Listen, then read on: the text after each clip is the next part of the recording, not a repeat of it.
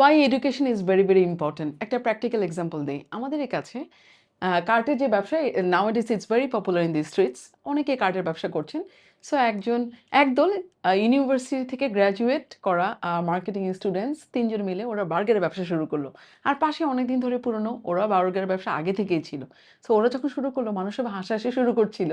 কি ইউনিভার্সিটি থেকে মার্কেটিং এ গ্র্যাজুয়েট হয়ে শেষ পর্যন্ত রাস্তায় ফুড ব্যবসা? আর আরেক দল যারা ব্যবসা করছিল তারাও মানে একটু অন্যভাবে তাকাচ্ছিল যে, "পড়ালেখা করে লাভ কি হলো? আমার মতোই তো একই জায়গায় এসে ব্যবসা করছো।" বাট যখন ৬ মাস যেতে না গেলেই তো দেখা যাচ্ছে যে একদল পুরা গায়েব। যে ইউনিভার্সিটির যে টিমটা ছিল তারা পুরোটাই নাই এখানে। তারা হঠাৎ করে একটা বড় শোরুম দিয়ে দিল এবং তারা পুরো সিস্টেমটাই চেঞ্জ করে ফেলল।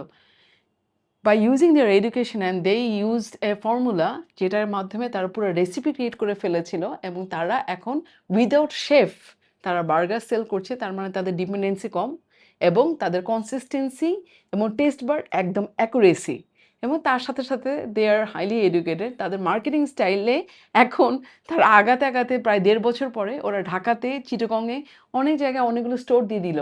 টেস্ট বাড এত বেশি কনসিস্টেন্ট এবং কাস্টমারের এত বেশি ফিডব্যাক, তাদের প্রাইসিং স্ট্র্যাটেজি থেকে শুরু করে যেহেতু তারা একটু এডুকেটেড ছিল, ডেফিনিটলি তাদের কনসেপ্ট, টার্গেট কাস্টমার তারা জানে ইয়াং জেনারেশনকে বেস্ট করে তাদের ইন্টেরিয়র, ডেকোর, অফার সবকিছুতে তারা কিন্তু এখন আর ওই যে তাদের মতো করে শুরু করছিল যে ৫০,০০০ টাকার সেল দিয়েই খুশি, তারা এখন হয়তোবা পৌঁছে গেছে ৫ কোটিতে।